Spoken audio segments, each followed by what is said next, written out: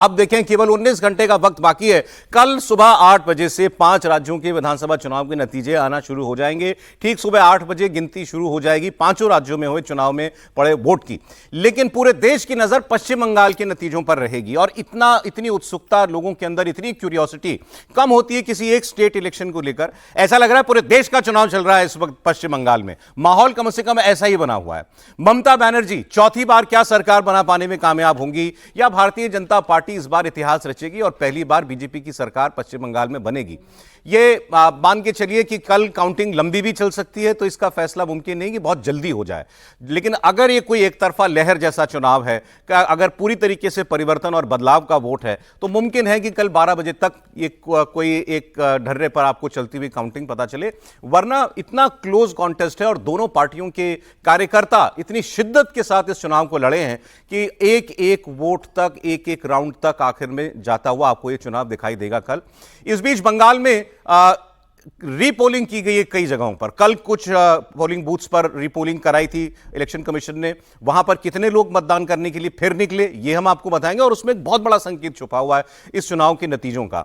इसके अलावा जो सबसे ज्यादा चर्चा है वो है दक्षिण 24 परगना सीट की, फाल्टा विधानसभा इलाके की, जहां माहौल गर्म है और पूरी असेंबली सीट का, फाल्टा का चुनाव रद्द कर दिया इलेक्शन कमीशन ने और उसकी नई डेट दे दी है जब दोबारा मतदान वहां कराया जाएगा। और टीएमसी के उम्मीदवार जहांगीर खान, जो अपने आप में एक दबंग व्यक्ति भी है, उस पर आरोप लगा कि उसने मतदाताओं को डराया धमकाया बीजेपी के लिए वोट करने को लेकर के। और कल आपने देखा कि सड़क जाम करके प्रदर्शन कर रहे गांव वालों ने किस तरीके से अपने आप बीती बताई थी।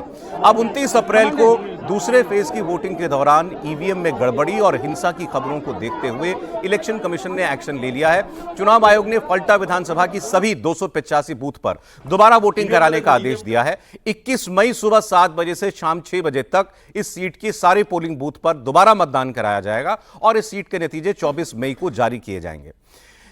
किसी भी चुनाव में कुछ बूथ पर रीपोलिंग किसी गड़बड़ी की वजह से, किसी तकनीकी खराबी की वजह से, जैसे कहीं पर मान लीजिए ईवीएम में कोई गड़बड़ी आई हो, मतदान रोकना पड़ा हो बीच में, या कई अब सीसीटीवी से सारी निगरानी रखी जाती है, सीसीटीवी कहीं बंद हो गया हो, या कुछ और शिकायतें हो मतदाताओं की, उसको लेकर के कुछ बूथ पर रीपोलिंग अलग बात है।